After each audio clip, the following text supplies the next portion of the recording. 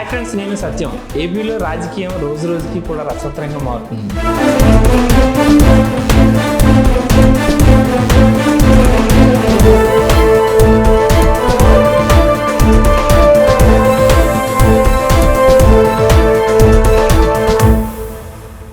ఎందుకనంటే అధికారం కావచ్చు, అధికార పక్షం కావచ్చు, ప్రతిపక్షం కావచ్చు. సో రాజకీయ సమీకరణాలు రోజు రోజుకి ఎట్లా మారుతున్నాయంటే అధికారం మాది, పరిపాలన మాది అనే విధంగా కూడా మారే పరిస్థితి మనం చూస్తున్నాం. ఇది అంతా ఎందుకు చెప్తున్నానంటే ఏపీలో గతంలో జరిగినటువంటి ఎన్నికల్లో 151 సీట్లతో కూటమి ప్రభుత్వం బీజేపీ, జనసేన, టీడీపీ కలిపి పోటీ చేస్తే అధికారం చేపట్టింది. అలాగే ప్రతిపక్ష హోదా కూడా దక్కకుండా వైసీపీ పార్టీ కూటమి చవి చూసిన పరిస్థితి మనం చూసాం. కానీ అప్పుడున్న పరిస్థితి, ఇప్పుడున్న పరిస్థితి అంటే ఎన్నికలు జరిగి 9 నెలలు, సుమారుగా 1 సంవత్సరం పాటు కావస్తున్నటువంటి తరుణంలో ఏ పార్టీ యొక్క పొలిటికల్ స్ట్రెంగ్త్ ఎట్లా ఉందనేది మనం ఒకసారి విశ్లేషణ చేసినట్లయితే, ఎందుకంటే ఆబ్వియస్లీ అధికారంలో ఉన్నటువంటి ప్రభుత్వం ఇప్పుడు కూడా వాళ్ళకి క్రేజ్ ఉంటుంది, వాళ్ళకి జనాదరణ ఉంటుంది, వాళ్ళు పరిపాలిస్తుంటారు. కాబట్టి సో ప్రజలకి, రాజకీయ నాయకులకి, ఎంపీలకి, ఎమ్మెల్యేలకి, ప్రజాప్రతినిధులకి ఆ పార్టీకి ఒక రకమైనటువంటి బాధ్యతలు ఉంటాయి. కాబట్టి ఖచ్చితంగా వాళ్ళకు ఆ యొక్క హోదా ఉంటుంది ఖచ్చితంగా.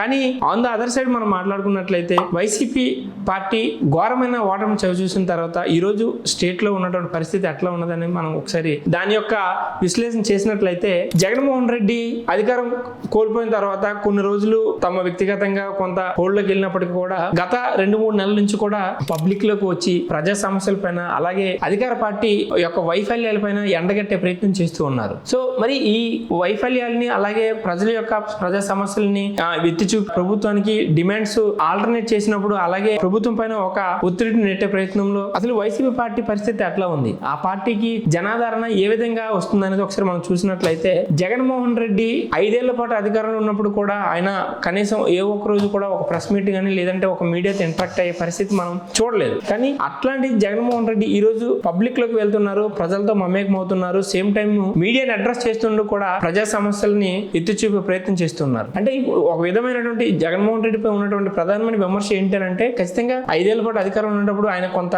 మేర ప్యాలెస్లకే పరిమితం అయ్యారు, అలాగే మీడియాతో ఇంటరాక్ట్ అయ్యే పరిస్థితి లేదు. సో అది ఒక రకమైన ఓటమికి కారణం అనేది కూడా చెప్పుకొచ్చేటువంటి పరిస్థితి మనం చూసాం. కానీ ఈ రోజు ఉన్న పరిస్థితి, ఎందుకంటే ఆయన ప్రజా సమస్యల్ని, ప్రజలకు అధికార పార్టీ చేస్తున్న వైఫల్యాలు, అలాగే ప్రజా సమస్యల్ని 10 మందికి తెలియజేయాలంటే ఆయన ఒక ఖచ్చితంగా ఉన్న ఒక ఆయుధం మీడియా. సో మీడియాతో ఇంటరాక్ట్ అవ్వాలి, మీడియాని అడ్రస్ చేస్తూ తమ యొక్క డిమాండ్స్ ని తెలియపరచాలి. కాబట్టి ఆయన ఇప్పుడు ఖచ్చితంగా మీడియా ముందుకు రావాల్సి వస్తుంది. ఖచ్చితంగా ఆయన మీడియాలో కూడా ఉన్నటువంటి ప్రజా సమస్యలను కూడా ఎత్తి చూపుతున్నారు. సో ఇదంతా ఒక ఎత్తు అయితే, మరి ప్రజల నుంచి వైసీపీ పార్టీకి ఏ విధమైనటువంటి మద్దతు వస్తుంది, ప్రజలు ఏ విధంగా జగన్మోహన్ రెడ్డిని హక్కుని చేర్చుకుంటున్నారు, అసలు ప్రజల యొక్క పాజిటివ్నెస్ ఎట్లా ఉంటుంది, నెగిటివ్నెస్ ఎట్లా ఉందని కూడా మనం ఒకసారి చూసినట్లయితే ఖచ్చితంగా జగన్మోహన్ రెడ్డికి అప్పటికి ఇప్పటికీ ప్రజాదరణ తగ్గలేదనేది కూడా మనం చెప్పుకోవచ్చు. ఎందుకంటే ఇప్పుడు ఈ రీసెంట్ గా మనం చూడొచ్చు, రాప్తాడు పర్యటన కావచ్చు, అంతకుముందు చేసినటువంటి పర్యటనలు కావచ్చు, జనాల నుంచి అయితే మాత్రం ఖచ్చితంగా అభిమానులు కావచ్చు, వైసీపీ కార్యకర్తలు కావచ్చు, ఖచ్చితంగా పార్టీని ఆదరిస్తున్నారు. జగన్మోహన్ రెడ్డికి అంతే క్రేజ్ ఉంది. కానీ పొలిటికల్ గా అది మైలేజ్ వస్తుందా, పొలిటికల్ గా అది రేపు పొద్దున మళ్ళీ అధికారం చేపట్టేందుకు తోడ్పాటును అందిస్తుంది అనేది కూడా ఇక్కడ సస్పెండ్ గానే చెప్పవచ్చు. ఎందుకంటే జగన్మోహన్ రెడ్డి ఓటమిని చవి చూసినా తనకు కావాల్సినటువంటి ఓట్ బ్యాంక్ సుమారుగా 40% పైగా, ఇంచుమించుగా 50% మించిన ఓట్లు ఖచ్చితంగా ఓట్ బ్యాంక్ అయితే మాత్రం వైసీపీ పార్టీకి ఉంది, అప్పటికి ఇప్పటికి ఎప్పటికీ కూడా. సో అట్లాంటిది ఆయన అధికారం చేపట్టాల్సిన పరిస్థితి వస్తే ఖచ్చితంగా ఎవరైతే అభిమానం చూపిస్తున్నారో, ఎవరైతే ఆదరణ చూపిస్తున్నారో, ఎవరైతే పబ్లిక్ లో ఆయనకి అంత పాజిటివ్ వైబ్స్ క్రియేట్ అయ్యి అంత పాజిటివ్నెస్ వస్తుందో, అది ఖచ్చితంగా మళ్ళీ అధికారం చేపట్టడానికి ఖచ్చితంగా తోడ్పాటును అందిస్తుందని నేను చెప్తున్నాను. సో అట్లాంటి వైఎస్ జగన్మోహన్ రెడ్డికి ఎందుకు ప్రతిపక్ష హోదా కోల్పోయినప్పటికీ కూడా జనాల్లోకి వెళ్ళేటప్పుడు ఖచ్చితంగా పవన్ కళ్యాణ్ వెళ్ళాడంటే యాజ్ అ సెలబ్రిటీ ఆయనకి ఫ్యాన్ ఫాలోయింగ్ ఉంది కాబట్టి ఖచ్చితంగా పాలిటిక్స్ కి అతీతంగా ఆయనకి ప్రజలు వస్తూ ఉంటారు. కానీ అదే రీతిలో ఈరోజు జగన్మోహన్ రెడ్డికి కూడా ఖచ్చితంగా జనాదరణ అనేది కూడా చాలా లాట్ ఆఫ్ సంఖ్యలో, ఇంకా చాలా హ్యూజ్ గా జనాలు వచ్చి అక్కడ జగన్మోహన్ రెడ్డికి ఆదరిస్తున్నారు, ఆయనకి నిరాజనాలు పలుకుతున్నటువంటి పరిస్థితి మనం చూసాం. దానికి ఉదాహరణగానే మనం జరిగినటువంటి రాప్తాడు సభ. ఓకే, అధికార పక్షం కూటమి ప్రభుత్వం కక్ష సాధింపులు చేస్తుందా, లేదనుకుంటే నిజంగానే ఆ ప్రజల పట్ల ఆయన వైఫల్యం చెందుతుందా, పార్టీ ప్రజలకు కావాల్సినటువంటి మినిమం నీడ్స్ అందించలేకపోతుంది అనేది అది ఏంటనేది సెకండరీ మాట్లాడితే, జగన్మోహన్ రెడ్డికి వస్తున్నటువంటి ప్రజా ధరణ అయితే మాత్రం ఖచ్చితంగా అది అప్పటికి ఇప్పటికీ కూడా వన్నే తగ్గలేదని కూడా మనం చెప్పుకోవచ్చు. అయితే మరి ప్రతిపక్ష హోదా కూడా లేనటువంటి వైసీపీ పార్టీకి మరి ప్రజలు ఎందుకు ఇంత ఆదరిస్తున్నారు, రోజు రోజుకి ఎందుకు ఆదరణ పెరుగుతుందని అంటే, ఒక పాయింట్ ఆఫ్ వ్యూలో మనం ఆలోచించినట్లయితే ఖచ్చితంగా కూటమి ప్రభుత్వం వచ్చినప్పటి నుంచి ఒక రెడ్ బుక్ అనేది చెప్పుకుంటూ నారా లోకేష్ తన పబ్లిక్ మీటింగ్ లో కావచ్చు, లేదనుకుంటే ఎలక్షన్ ముందు కూడా ఆయన తీసుకురావడం జరిగింది. సో ఇప్పుడు ఇక్కడ వైసీపీ రాజకీయ పార్టీలో చాలా మంది అరెస్టుల పరంపర కొనసాగుతుంది. చాలా మంది మనం చూసాం, వల్లభనేని వంశీ కావచ్చు, పోసాని కృష్ణమూర్తి కావచ్చు, ఇట్లాంటి చాలా పెద్ద నాయకులు చాలా మంది అరెస్ట్ అయ్యి వాళ్ళ మీద కేసులు బనాయించి జైలుకి పంపించే పరిస్థితి మనం చూస్తూ ఉన్నాం. సో జగన్మోహన్ రెడ్డికి క్రేజ్ పెరగడానికి ప్రజల నుంచి ఎందుకంటే ఇక్కడ ఒక పాయింట్ మనం ఆలోచించాలి. ఇంత క్రేజ్ ఉండి ఇంత జనాదరణ ఉన్న వ్యక్తికి ప్రతిపక్ష హోదా కూడా ఇవ్వని ప్రజలు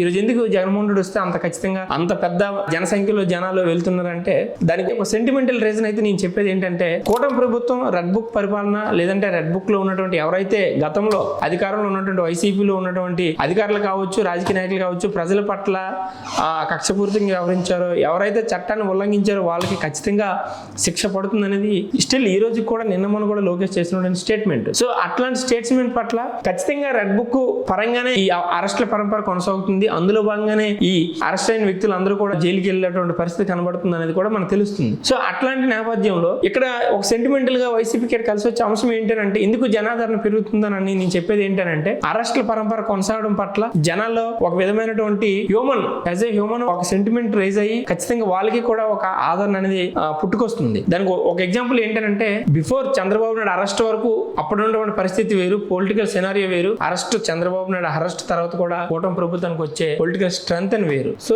సేమ్ అదే సీక్వెల్ కి వీళ్ళకి కూడా అప్లై అయ్యే పరిస్థితి మనకు కనిపిస్తూ ఉంది. సో అట్లాంటిది అరెస్టులు అక్రమంగా, అఫ్ కోర్స్ వాళ్ళు అక్రమాలు చేశారా, చట్టాన్ని ఉల్లంఘించారా, లేదనుకుంటే కక్షపూరితంగా వ్యవహరించారా అనేది కోర్టులు, పోలీసులు అదంతా చూస్తారు, అది సెకండరీ. కానీ ఇక్కడ జనాల్లో పెరుగుతున్న క్రేజ్ కావచ్చు, పెరుగుతున్న జనాదరణ కావచ్చు, ఖచ్చితంగా దాని ఇంపాక్ట్. ఎందుకంటే అరెస్టులు మాజీ ఎమ్మెల్యే గానో, ఎంపీ గానో, మంత్రి గానో పనిచేసినటువంటి మాజీ ఐఏఎస్, ఐపీఎస్ అధికారులు కూడా ఈరోజు అరెస్ట్ అయ్యి వాళ్ళ మీద కేసులు బనాయించి వాళ్ళని జైలుకి పంపించేటటువంటి ఒక ఏదైతే ధోరణి కొనసాగుతూ ఉందో దాని ఇంపాక్ట్ వైసీపీకి ప్లస్ అవుతుందని నేను చెప్తున్నాను. ఎందుకంటే ఖచ్చితంగా ఒక రాజకీయ నాయకుడు కావచ్చు, ఒక కాన్స్టిట్యున్సీలో ఒక ఎమ్మెల్యే అరెస్ట్ అయ్యి జైలుకి వెళ్తే ఆయనకు కొంత సింపతి వర్కౌట్ అవుతుంది. అది మనం గతం ఎన్నో ఏళ్ళ నుంచి చూస్తూ ఉన్నాం. సో అదే ధోరణిలో ఈ రోజు వైసీపీకి ఇంత జనాదరణ కావచ్చు, ఇంత మైలేజ్ రావడానికి కారణం కూడా అదే ధోరణి కొనసాగుతుంది. కాబట్టి ఖచ్చితంగా అది మైలేజ్ అయ్యి జనాల్లో ఒక రకమైన అభిప్రాయం ఏర్పడి ఖచ్చితంగా మళ్ళీ జగన్మోహన్ రెడ్డికి అండగా నిలబడాలి, లేదంటే జగన్మోహన్ రెడ్డి మళ్ళీ అధికారంలో తీసుకురావాలని అంటే ఒక థాట్ అయితే మాత్రం కొంత ఒక సెక్షన్ ఆఫ్ పీపుల్స్ లో స్టార్ట్ అయింది అనేది నా అభిప్రాయం. ఖచ్చితంగా ఇదే కంటిన్యూ అయితే రానున్న 4 ఏళ్ల కాలం పాటు కూటమి ప్రభుత్వం ఇదే ధోరణి కొనసాగించినట్లయితే ఇదే అరెస్టులు అది అక్రమమా సక్రమమా సెకండరీ. దానికి తేల్చడానికి లెజిస్లేచర్ ఉంది, దానికి చట్టాలు ఉన్నాయి, దాని కోర్టులు ఉన్నాయి, జైలు ఉన్నాయి, అవన్నీ సెకండరీ. కానీ ఇదే కాన్సెప్ట్ అయితే ప్రజలు కామన్ పీపుల్ కి ఏం కావాలి, తమ నాయకుడు ఎట్లా ఉన్నాడు, తమ నాయకుడు ఏ విధమైనటువంటి ఇబ్బందులు గురి చేస్తున్నారు అనేది చూస్తూ ఉంటాం. సో అలాంటి పరిస్థితుల్లో ఇప్పుడు ఖచ్చితంగా ఈ అరెస్టులు మాత్రం ఖచ్చితంగా ఇదే పరంపర కొనసాగితే మాత్రం ఖచ్చితంగా రానున్న రోజుల్లో రోజుకి వైసీపీ బలం పుంజుకుంటుంది. తమ ఓట్ బ్యాంకుని ఇంకా ఇంక్రీజ్ చేసుకుని రానున్న ఎన్నికల్లో కూడా ఖచ్చితంగా వాళ్ళు అధికారం చేపట్టే అవకాశం అయితే కనబడుతుంది అనేది కూడా నేను చెప్తున్నటువంటి విషయం.